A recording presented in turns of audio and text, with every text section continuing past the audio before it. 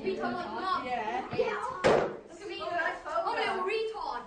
Floor now. I'm a retard. Yeah. Retard. Leave me alone. You don't know what's happened. Retard. You're all retards, all your family. Hey, those down on shoot don't like being stood on by retards. Retard. They against the wall.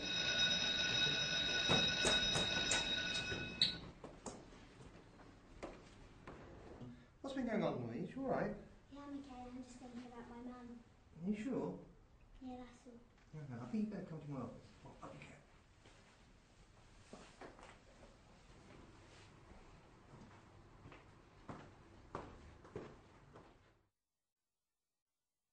I think they've been quite relieved to have someone to talk to.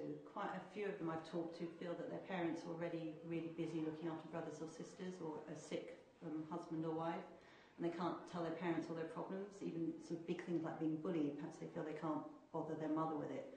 So to actually talk to somebody like me who says, well, we've got to do something, take some action, talk to the school with you or on your behalf, that's been quite a relief for them. You know, bullying is less of an issue in schools where people are happy to talk about it, isn't it? Yeah, so where the problem stays small, it would be stupid to say bullying doesn't exist or issues to do with carers don't exist, because they do at different levels. But as long as you can know about it and talk about it, you know, in your terms, put your hand up about it, but it might not be a metaphorical hand, it can be all sorts of things, can't it? I think whereas you can keep that moving, that keeps the issue at that size where you can deal with it. I'm Sam and I have to look after my little brother Jamie, and he and I get picked on because Jamie has cerebral palsy.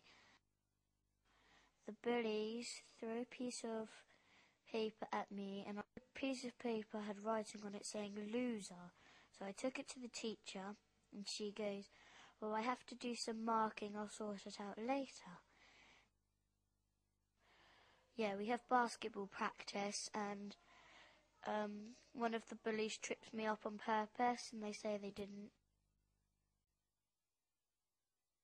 I became quite close friends with a girl who had a sister with autism and lots of different problems, but she had it harder at school because she was very shy and very quiet and wouldn't talk to anybody. So she found it harder. When she did tell somebody, they spread different rumours and everything got misshapen and she got quite upset. So I think that brought her more back into her shell than being able to talk about it. I mean, there are always people that don't understand and won't take the time to understand.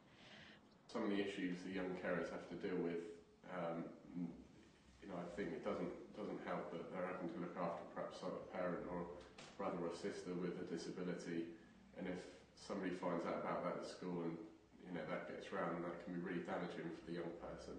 And I think sometimes quite a lot of the young carers I've seen have been quite angry because it's very stressful at home and they're trying to cope, and they've been getting very angry at school and sort of getting into conflict with other people in the class and with teachers. And the bullying thing, is one of those occasions where someone perhaps won't tell a parent because the parents is already very busy trying to look after people in the family. So they keep it all bottled up and they don't tell anyone, they don't ask for help. Ask if we could have somebody so the young carers can talk to them if they have any problems at home, so they can just see if they were alright at home and if they needed any help. Right, Louise, would you like to tell me what's going on? Nothing. It didn't look like nothing to me. I'm fine. Well, it's not just this incident, is it? No. Your teachers have all complained about attendance, lateness, lack of homework in on time. I need you to tell me what's going on. It's nothing, I promise you. Well, if you won't tell me, then I have no choice but to talk to your mother. No, please don't. Then tell me what's wrong. It's nothing, I promise you. Okay, I'll be back in a moment. Okay.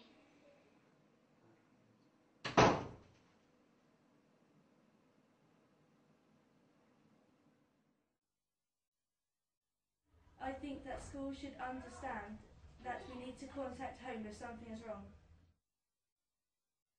The home school agreement sits on paper, and although it might describe to the right set of people a set of expectations, I think those expectations are set differently. And to just give a home school agreement and send it out in September and get it back 2 days later, which we do, it does not sustain you for 190 days. So I think it's actually the more day-to-day interactions, the ethos thing that we talked about, that will be important to us. So Charlie had a disabled dad who was in a wheelchair, and every day his mum walked him round the corner to go to school, and then she went to work herself. Charlie went back to the house to look after his dad, and his teacher got a bit worried for Charlie because he won't get good grades. The teacher went to Charlie Squirrel's house, and she said that Charlie has to come to school, and so she knew he was coming to school every day. She would come and pick him up and take him to school. My first concern will be identifying the child, and very often the child will have been a carer for months, years, without us having any knowledge about it. When we do know, the difficulty for me as a teacher, as a house head, will be how to approach this with the child, how to sit them down, how to get them to open out a little bit about what they are doing, how home life happens to be, and so on.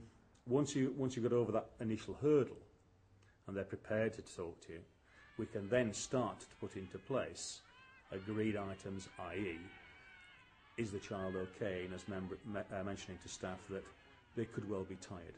And so it's an agreed route, really, with child, with parent, so that we have a movable goalpost, if you like, as to how to help them through. And like every couple of days or something, there could be like a teacher or something you can go to and talk to. The things we've talked about are not rocket science only. It's about good practice. It's about care of the individual. There's an area there, in lots of areas of the curriculum. There are areas where you can introduce more or a broader aspect of society and how we're comprised.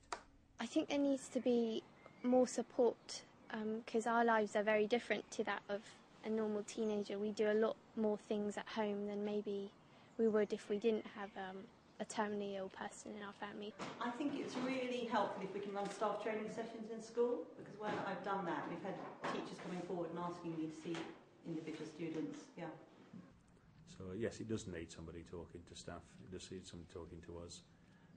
Us, being made aware that yes, there are a lot of carers out there, and they may or may not need our help, our guidance, our time, our understanding. Take the time to look out, because some people won't always come to you and tell you, I'm a young carer or something's wrong.